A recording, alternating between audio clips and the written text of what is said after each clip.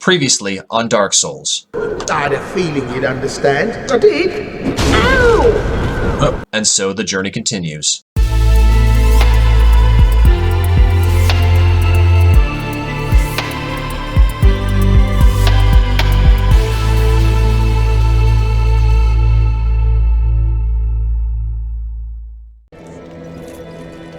This video is sponsored by Christoph Frey. For excellent polyhargans, check the link in the description below for some of his works. What's up, y'all? Boogie Knight here, and welcome back to the Lorethrough. Thank y'all so much for continuing to join me on this crazy and weird, wild ride.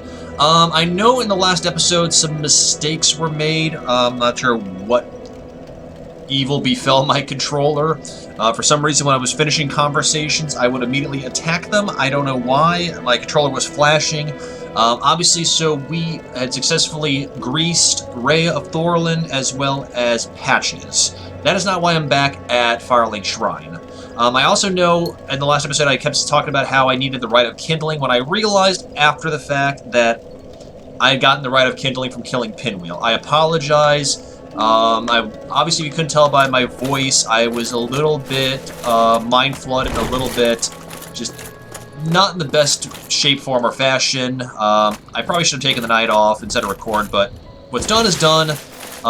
But while we're back here at Firelink Shrine, there's a couple things I do want to do, because going between from the Skull Lantern to illuminate. Actually, ooh, that's kind of cool looking when you actually get that. Kind of like a weird Halloween decoration. Anyway, constantly shifting between one shield and the other in the Tomb of the Giants was very irritating, and I was having a conversation with Fran a couple days ago, Franosaurus Rex, for those of y'all who don't know.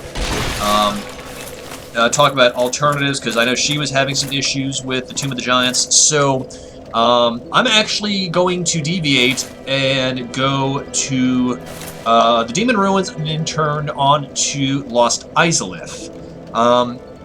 Mainly because there's also some lore that I want to delve into about Demon Ruins and Izalith, and there's not really a lot of lore I can divulge about the Tomb of the Giants until we get further in, but since I kept dying, there's also something in Lost Izalith that we can use that should further our progression into the Tomb of the Giants without having to constantly do a switch back between Scully and regular. However, while we're here, since we do have the Rite of Kindling, and I have, check this out, 14 humanity, we're going to test the Rite of Kindling. So we're going to go on proc 1, 2, 3, crunch. And actually, because we're going to have to, we can't kill until we're human, so we got to do 1 for this, and we're probably going to get invaded because, you know, them's the breaks. And now we are going to kindle again because we have the Rite of Kindling. Brilliant. Okay, so now that we have this, notice that our Estus now is at 15 plus 1 instead of just 10. As for our build, I feel like I'm fat rolling for some reason, even though we're still below the proper percentage. I don't know why it's doing like that. So I kind of want to level, I mean, I need to level, I think I need like 30k. Let's take a look. 22k. So before we do that, let's just take a look at something really quickly. We did get some decent amount of soulage down there. So we have, these are about 2,000. I want to crack one of these large souls and see how much we get. Okay, so that doesn't do much. So I mean, even if we do all of that, that's 9, that's 12, that's 6,000. That puts me to 15, plus the other 3 is another 6. That's still not going to do us justice to get the 22k. So I think what we're going to do, this actually might help a little bit, even though I'm no longer part of the Covenant. I'll think about it. I'll get to that in a second. So we are going to go back to the Daughter of Chaos Covenant. I don't think Ingi's going to be too happy with us, being the fact we are now part of the Forest Hunter Covenant, but he might still have a few things to say to us. I don't know. Let's take a look. Hello, Ingi. Are you in need or anything for the... Well, okay, anyways, so Ingi still isn't too pleased with us. I guess, no, we're mid-rolling. So we are back here. And we talked a little bit in the last episode about, obviously we can't do anything with this yet. We'll be able to activate this when that looks like a face. That is just proper creepy. When we get further down into Isolith, and that's another way for us to do something. Anyway, so when we were down in the Tomb of the Giants, we were able to notice entry to the Demon Ruins. And I kind of have one that's a lot of egg burn. So we have the ruins here, so let's light this bonfire really quickly. Or we already have, never mind, that's cool. We want to head over there to see that massive, weird waving stuff there. Egg burn, I don't know if they're going to bother us, but we kind of want to just give them the wide berth because they're... Hello? Some of them are feral, some of them, well, I don't know, we can say feral, hollow, corrupted by chaos. And I will experiment with them later on, but right now we got to go over here to this fog wall. Yeah, here we go. Here's where we need to go. So we're going to go and drop down here. Something's going on outside. Cross yonder bridge. I am hoping we don't die fighting Ceaseless Discharge, but this is probably one of the most fascinating bosses in the game. I know I say that about a lot of bosses, but then you get other bosses like Moonlight Butterfly that really doesn't have much in the way of lore, with the exception of, you know, obviously a creation of Scaleless. We're going to talk a lot. There's going to be a lot of lore exposition and theories and concepts and whatnot about the Demon Ruins. And honestly, with the aside from why am I... Oh, I lost HP when I went down the hill. Never mind. Doop-a-doop. Aside from Artorias of the Abyss, I think this area is probably one of the most lore-rich areas of the game. So, we are... Come on now. Obviously, let's just take a second and look at some of these structures. Well, we really can't do that through... hang on. See if we can get over this bridge here really quickly. I mean, just looking at the structures here, kind of Romanesque. It doesn't say too much in the Design Works booklet about this area. It goes into a lot more about Isolith itself from a structural standpoint. But you can see by the columns, they look almost Doric or maybe Corinthian. It's hard to tell from this standpoint. But it's definitely got a Greco-Roman style. Yeah, Corinthian style columns from this distance. And obviously Demon Ruins has a very foreboding name, but let's not forget that Isolith was the creator of demons when she became the bed of chaos. And first, before we go into that, we're going to go through this fog wall and into the boss area, but the boss is not going to attack us just yet. And I think we are actually... Let's go ahead and just S this up for a second here. Now, here's some interesting... So we see these roots over here. Same areas around Blighttown and Queeleg, right? Right, okay. We also have this lava flow going further down into... I don't want to get too far because we'll probably fall off and die, part of the course. Let's see if we can get a good angle down here. A little more tree roots and whatnot, similar to the structures there. So, the Demon Ruins.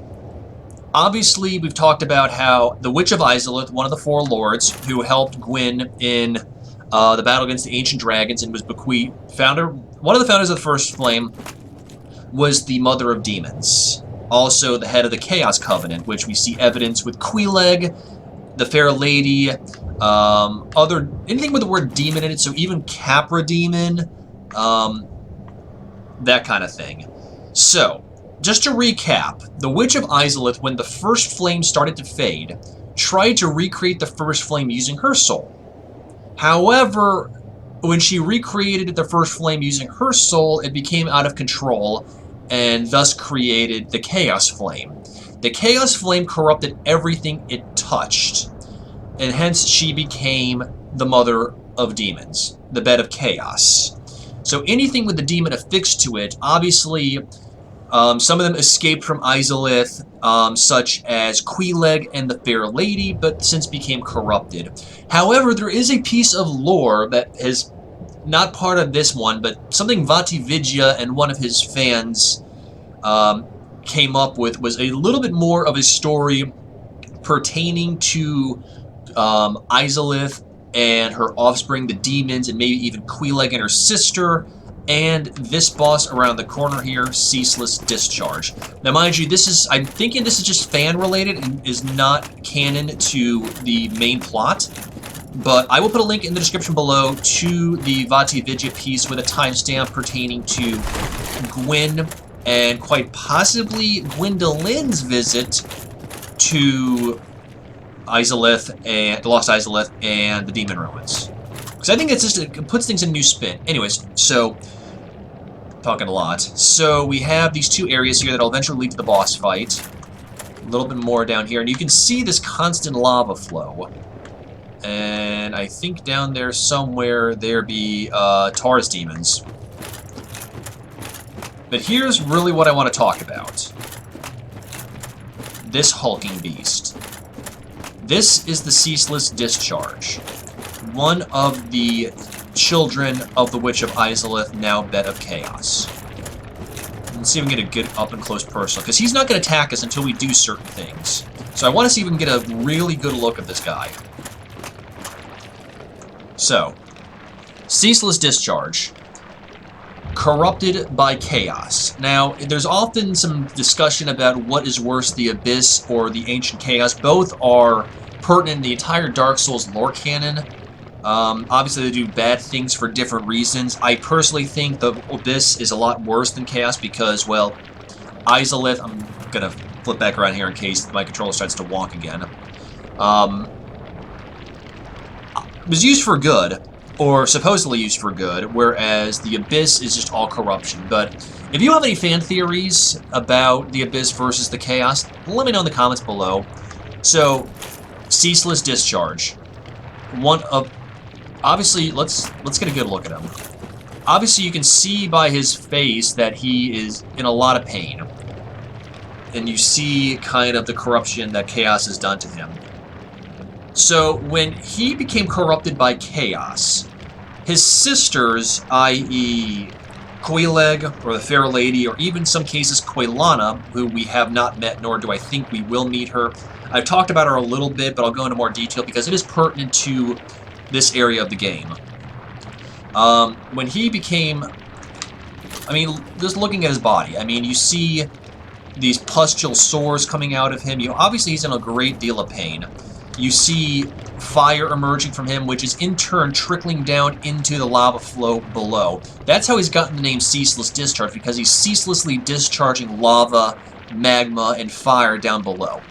So when he became corrupted and obviously became the source of a lot of the lava flow and whatnot, one of the sisters, once again, I don't know, I think it could be Queeleg or could possibly be Quelana, gave him the orange charred ring, I want to say it is. Orange charred ring, yes, to feel less pain. Yet he dropped it into the lava flow below. Kind of a klutz? Well, I feel for him. So, obviously he's in a lot of agony, so this boss fight in a lot of ways is a mercy killing. Now, obviously, there's two ways that you can start the boss fight. The first is just outright attacking him, and if he does kill you, then he will de-aggro when you spawn again. Get another look really quickly. Obviously, there's some more lava flow here. I don't know if that's part of his ceaseless discharge coming out of him. I'm trying to see if there's anything else we can notice coming out of this. We got the horns. Trying to keep my back to him in case my controller decides to go hollow on me. Can you see anything? I mean, monster of a man. So somewhere down there is the orange charred ring. So even after we beat him, we're still not going to be able to do it because it's in the hands of another creature, which I will probably not do. So that's the first thing about aggroing him. The second thing is grabbing this item from this little makeshift tomb here.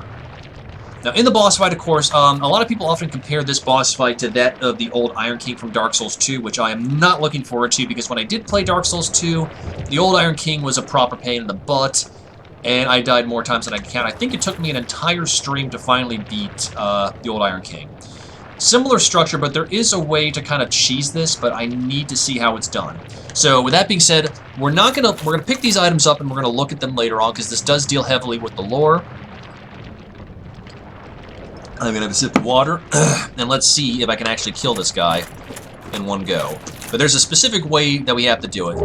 So gold hems. So now by picking this up, he's never gonna de-aggro. Yeah. So what we're looking for. Let's see if I can point this out.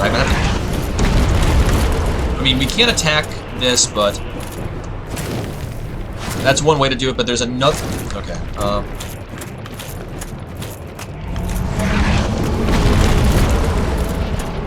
Making it too easy for me, buddy. I mean, we could probably spy hunter, but I'm trying to go for. Did you do it? No, he's gonna go for the pat. Oh. Ooh. Come on, buddy. I want to be able to do the mercy killing.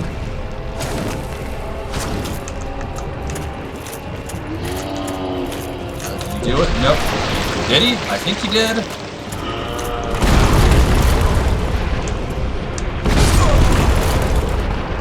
No, that didn't work. I made the mistake of trying to... Did we... I think we might have... No, I don't know if we actually successfully procced it or not. We saw a hand come out, and that if that's the right one, that what we're looking for... Sorry, buddy. We're not going to fight any of these egg burned. We're going to experiment with that possibly at a later time. I don't know yet. Wonk. Yeah, so we did lose some health with that. I'm going to go ahead and just S this up again. Now you'll notice now that we've stolen the gold-hemmed outfit, that he's going to be permanently aggroed. So we need to get to him and see if his arm has come out. It might have come out, actually. I don't know. Yeah, so the battle music. So the big smash attack's going to be the big key point. Is he coming for us? Bear with me. I'm going to try something. I don't think this is going to work, so we might lose our 6,000 souls, but we're going to... Is he? Oh, we did proc it. Nope, we didn't.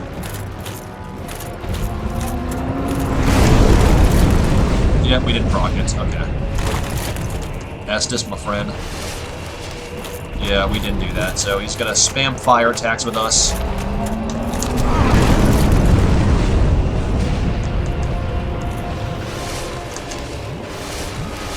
So let's see if we can get back to the battlefield quickly. Really?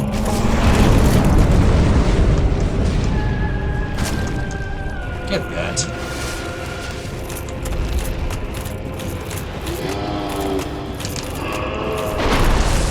Did it? Whoa! Did we proc? I don't think so. It's hard to tell. We're looking for something to appear way above his head as he proceeds to one-shot us.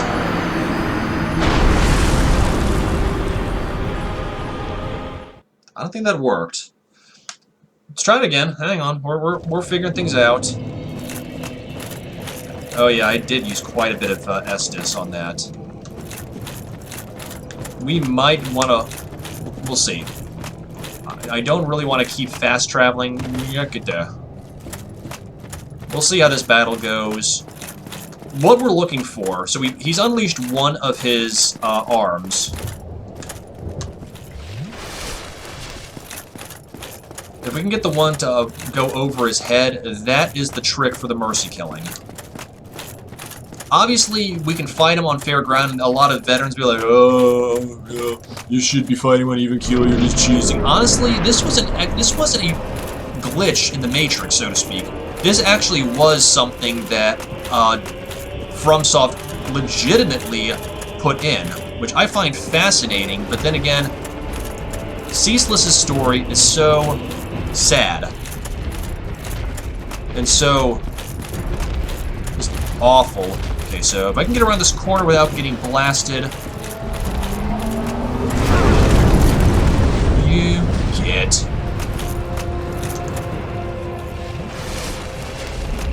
Here we go. We're looking for a tentacle to appear basically straight at the top. I don't know if I have to hit him a few times to get him to proc. That was cheap. I think we might have to hit him a few times to get him to proc that. Come on again.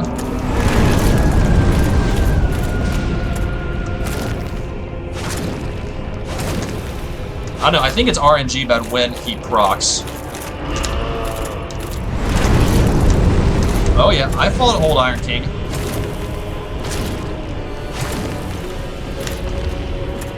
I mean, I suppose I could spy under him, but... Okay, that was my bad. I got greedy.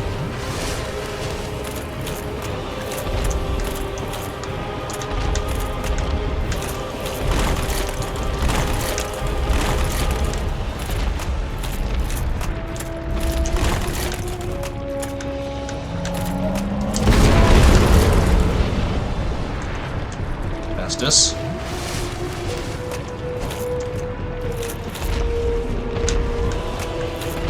What are you doing? Come on.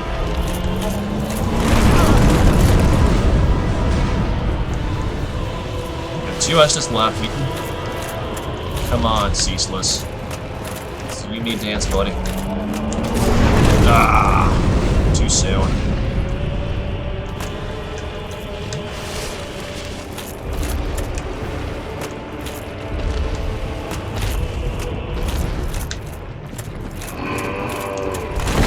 No! Not good.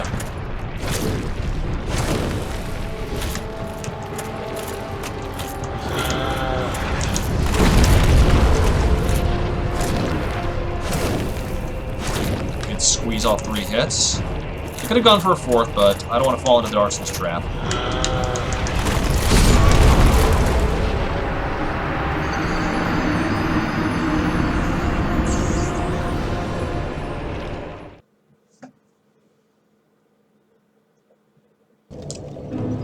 So that was Ceaseless. No. Let's quickly go back to Firelink.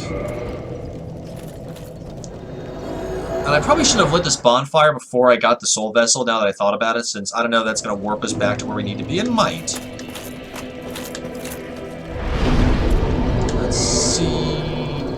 Parish Depths Willis-Hill. Nope, it's not going to. So, I'm going to go back to Daughter's Chaos, and I will see you back at Ceaseless momentarily.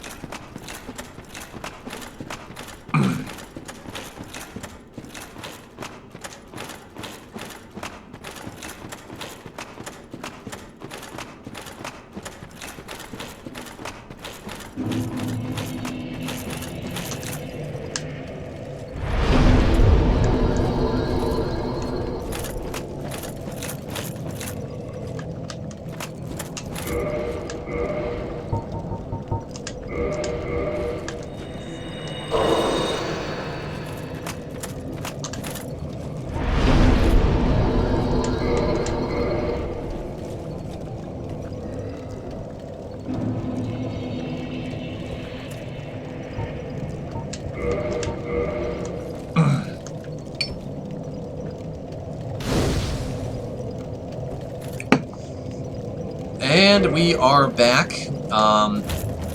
at the last bonfire. And something I actually did, just to think about it, you'll notice that I'm human right now. No, I'm not trying to see about seeking a summons or anything like that. It was just so I could kindle this bonfire, so when I get down to less than 5 Estus, I can at least get this up to a 10 Estus with that last bonfire here in the Demon Ruins. Might make things a little bit easier. Keyword little bit, probably not, but you never know. I don't think there's any summon signs anyways around here, so I kind of see it as superfluous to summon something, an NPC at least, or at least not one that I've dealt with. And don't worry, I am going to review the Gold Hand skirt when this battle is done, because there's more lore pertaining to this. Come on, buddy. I see you. Here comes CC. Yeah, we haven't freed his arm. You can see his arm wrapped around the base of him. There it is.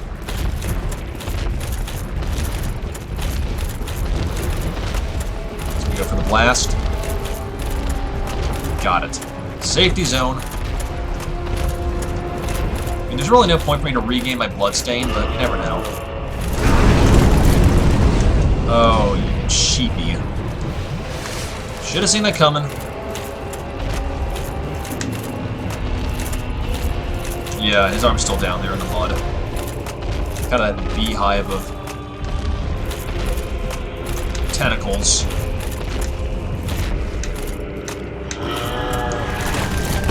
Oh! All good. There we go, got one hit. I mean, I suppose I could do it Zweihänder. Yep.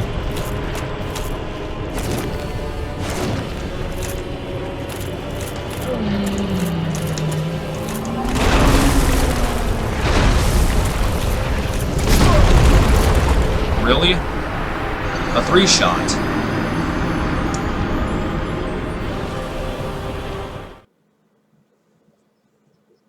Interesting.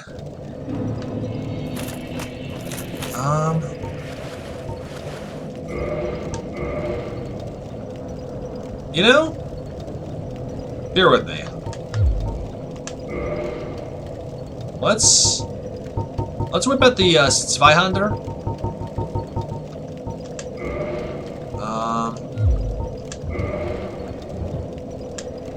Is that gonna put us at fat rolling? Hang on. Nope, we're faster. We're still mid rolling. So I think let's go into this with the Zweihänder and see maybe we can cause a little bit more damage. Once again, I don't know when he uncoils his arm. We might have to knock him down to 75% health, which we have not done. So with this, we might be able to... Let's just remove the Skull Lantern while we're at it. That's just less. Less is more right now. Not by much, but if we can keep ourselves from fat rolling, which we need obviously to dodge his attacks. Luckily, the stone armor, I don't know why I can't up the stone armor to plus anything. Maybe I probably have to find a specific type of ember, probably Divine Ember, which, oh, bollocks, I forgot to, there we go. Up my, he's gonna go for the flame attack. Yeah, you can see his arm. If you look at the left side of his body, you can see that arm kind of coiled up.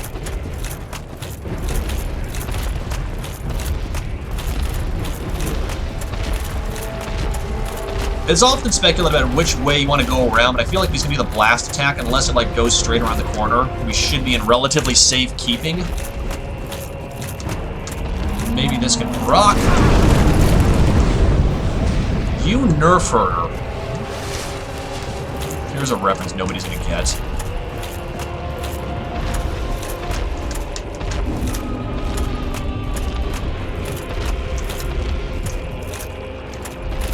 Let's go.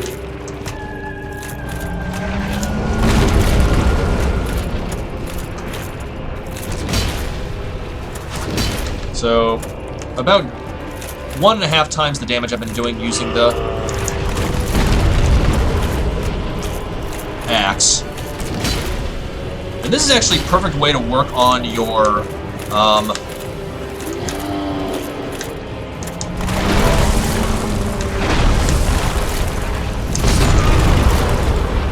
I deserve that. So he does a double smack, and then the final smack, so I rolled into that. That was my fault.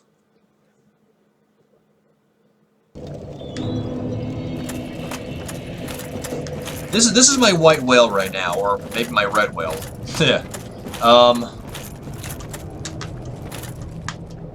That's the long way down. Grab that. Yeah, I think this Zweihander is going to be our go-to for this battle because it's not a fast battle, and once again, I probably will use this on the fight with Artorias because range is key. But right now the goal is to get him to uncoil his sodding arm.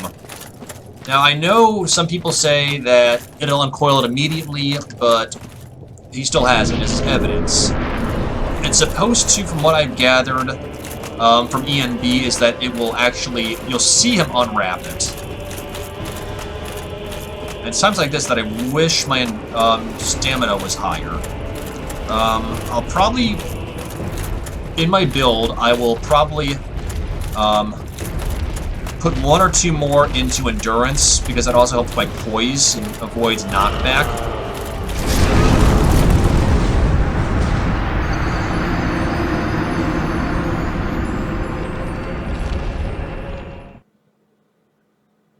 That was cheap. That was very cheap.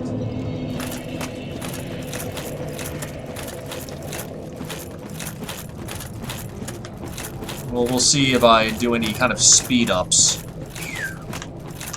Down the hill. I might do some speed-ups to take this Mook out at the rate he keeps dropping me. I mean, it's official. I have died more times fighting this boss than I did Capra, and people often talk about Capra being really the pain. Oh, but I've had a way to boost. Let me just take a quick look. I'm actually going to remove the Covetous Gold Serpent. There's really no point. Let's see if we have something that will help with physical attacks. We could probably put that back on. I don't see if there's anything for fire damage. Darkmoon Sands, Leo Ring, Wolf Ring. That could probably help. Rusted Iron Ring. We don't need that.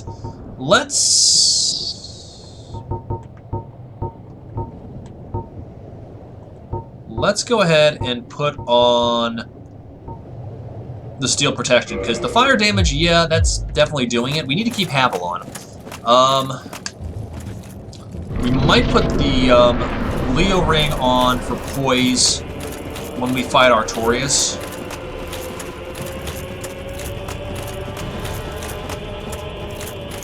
You know what would be a lark is if, like, he kills us, but then he uncoils his arm.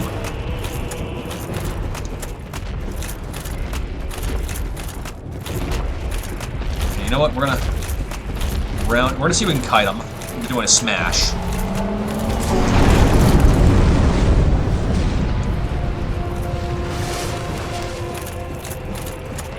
Don't blast me, bro.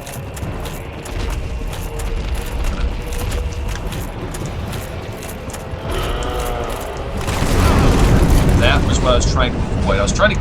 Oh, we got lucky. Double down, boy.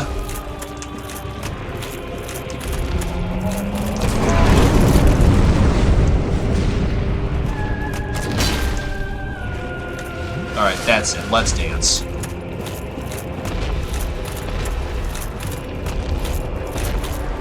I'm gonna kind of just experiment on different footings here to see what'll take him to...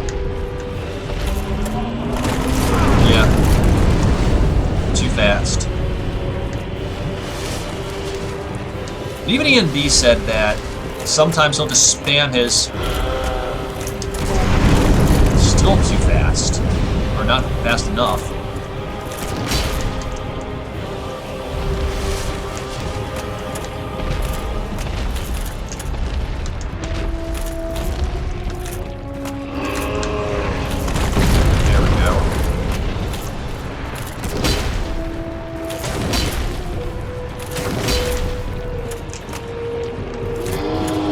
Triple, probably. Yep.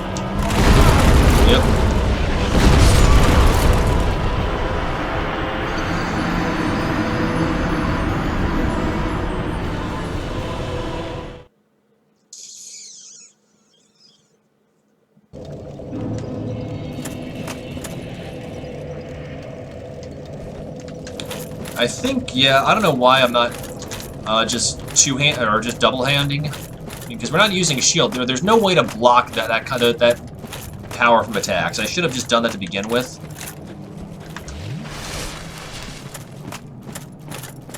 I mean, it's not like I'm fighting Artorias. With this, we might be able to get 200.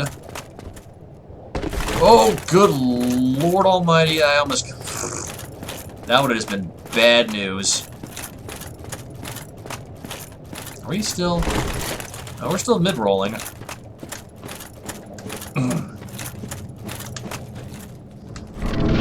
I should have just been... That was my bad, y'all. I apologize. I should have just two-handed to begin with. I don't two-hand weapons. It's just comics. I like to have some form of defense on.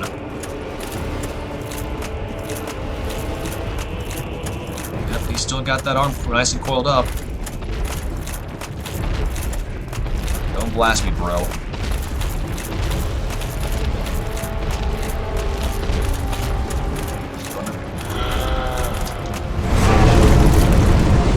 Sheep.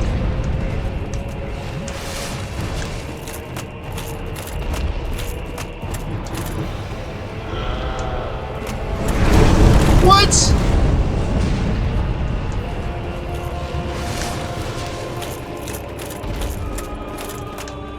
You gonna come around here, buddy? There you go. Come on.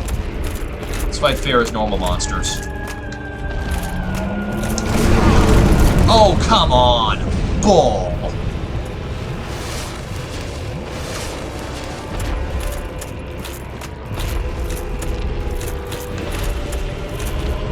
Come to me.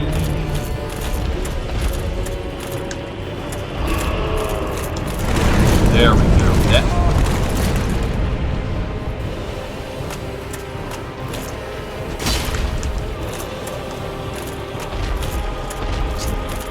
I'm gonna just go for the quick.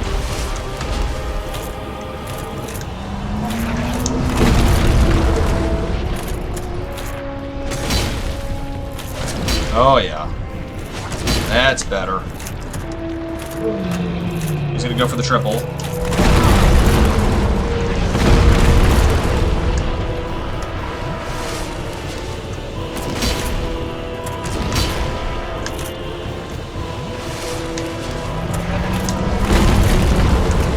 You gotta read it.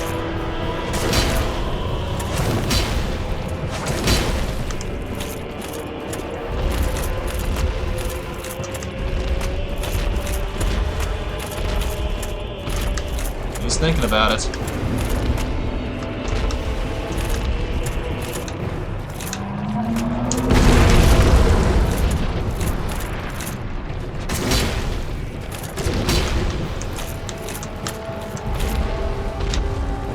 Still not uncoiling, are you, buddy?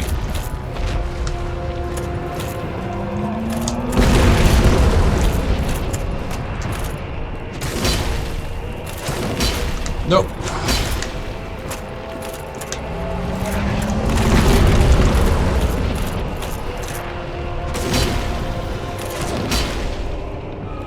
Okay, we can get maybe 2 more attacks.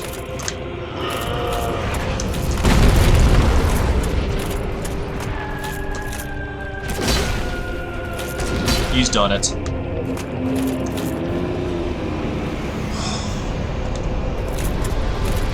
Rest in peace, ceaseless.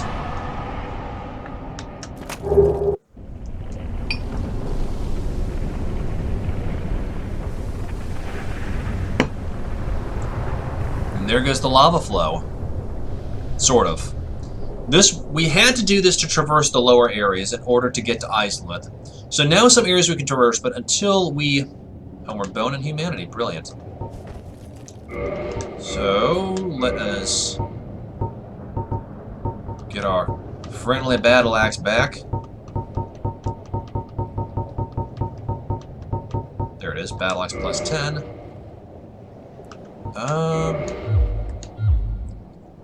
We're to Homer Bone. Well, we got 20,000, yeah. How many Homer Bones do I have? Not many, I don't think. 4 Homer Bones, 3 transits. Okay, yeah. Give my babies back. We're gonna go back to the bonfire, and I think we're gonna look at... Actually, no. We're gonna get back to the bonfire, and then I think we're gonna go back to Firelink, and I'll discuss the gold hem robes. No, we'll go back to the bonfire in general. And then I'm actually also going to crack one of the larger souls, and then we will level. Because I made the mistake of not leveling after I fought Pinwheel, and then I lost 30,000 souls, which breaks my sodding heart. Oh, it burns me, no pun intended. Let's get another look down there. Yeah, we can still see evidence of ceaseless lava flow, but that obviously is coming from Lost Isolith, and we'll get a better look at that as we get further down. So the mercy killing thing I was going to be telling you about the cheesy way is once his arm procs and the thing unravels from his body, from his midsection, if you run back to the entrance to the arena, he'll do a flying leap. Some of these guys are hostile, so I'm just trying to give these dudes the wide berth. See, those guys, yeah, okay, so they're going to come after me. They're nasty little buggers. Yeah, you can see the eggs with, courtesy of Queeleg. So, there we go. That'll reset the monsters. And then, we are going to... Yeah, we'll get a couple of these things, so that should give us that leveling, and I'm going to crack one more just so I can repair my equipment. Alright, cool. So we should... Yep, okay, cool. So we're at 24k now. Let's just look at stuff for a second. Yeah, so we need to do endurance. It's going to help our stamina, and it's also going to help our loadout. Strength, yeah, we might put one more into strength to cap it at 31, but we also need to up our dex. I want to get that to 25. That'll work on our defense. So, endurance, yes. So let's do that. And then let's repair.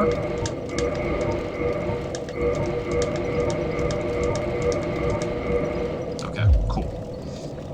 And... yeah, okay, so... just gonna duck back in here. Praise the sun, yeah, buddy. With you on that. Just kind of keep out of this range. So now let's go ahead and look at the gold hemmed stuff.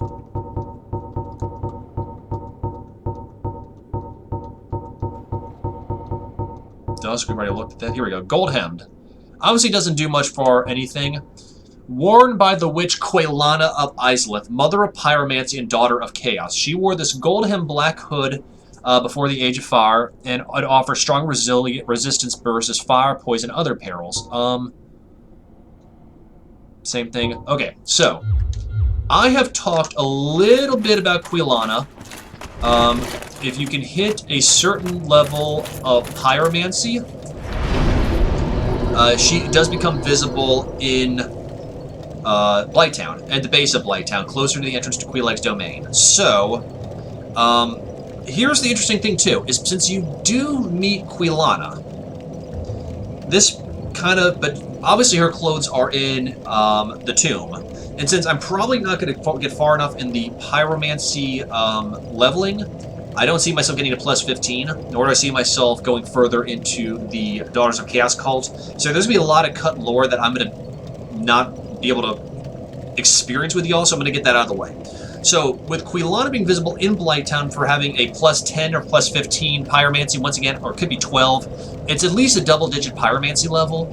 She appears and begs you to to mercy kill all the demons with chaos. So, Isolith, Queeleg, she alludes to mercy killing the Fair Lady.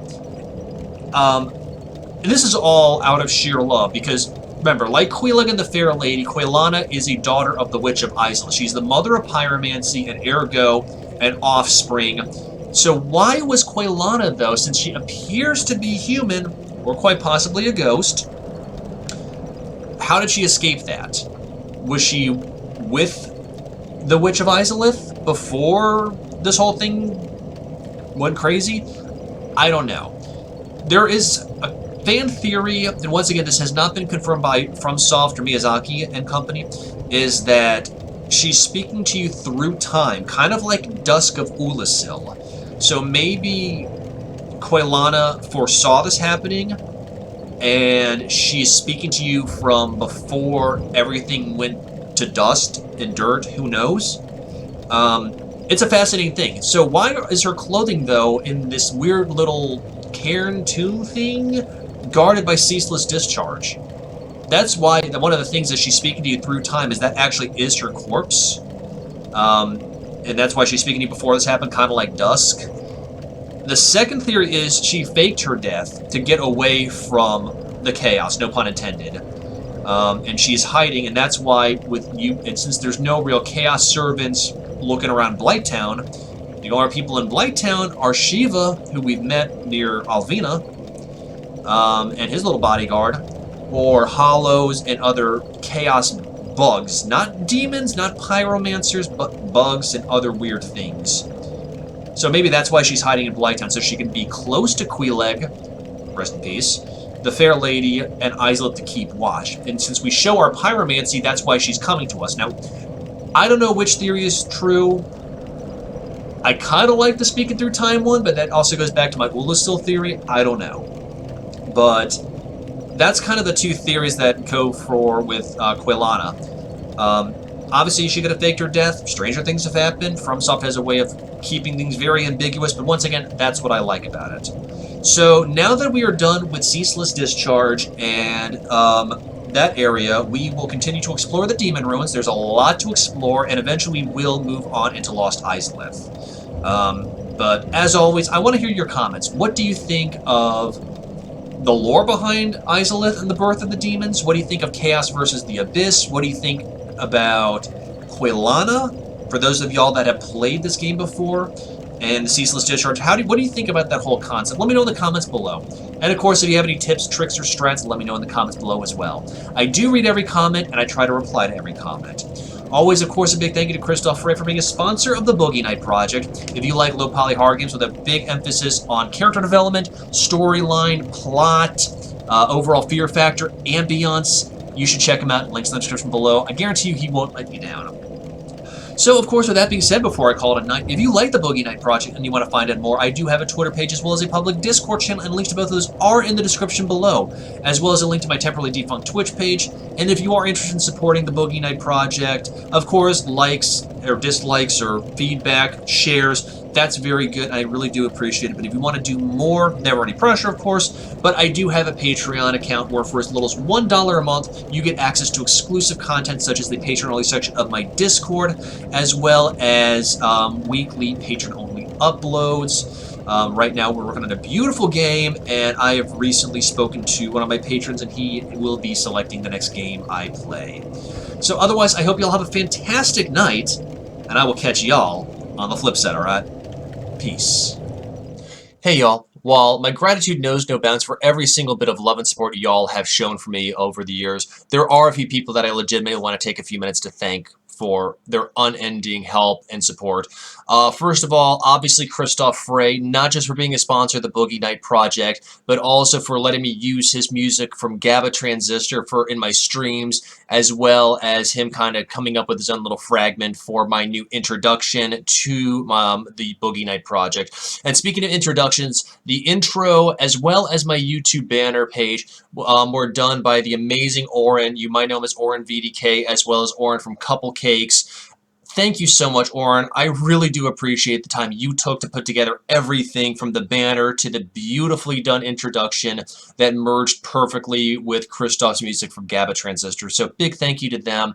And also, this would not be possible with the help of my extremely amazing patrons, both current and former, such as Lexi Kitty, Silverleaf, Barry Grave, Harkov, Jiray, Larian, and Oren, as well as a few others that have come and gone over the years. Y'all, this would not be possible without your help and your support. I know I have not been able to provide much in the way of giving back in Patreon rewards, but I am in the process of revamping my Patreon as well as the rewards that I can do, so be prepared. I know I joke about it, saying that if you're morbidly fascinating, check it out, but if you do want to give to the Boogie Night Project, that is the easiest way to do so, and I am legitimately setting aside funds to buy more hardware for my computer, as well as making things look more professional. But once again, very big thank y'all to everybody who has supported me from the beginning all the way to the present, as well as those individuals that have gone out of their way to help. So once again, guys, thank you so much for all your constant love and support. My gratitude knows no bounds, and I'll catch you on the flip side, all right? Peace.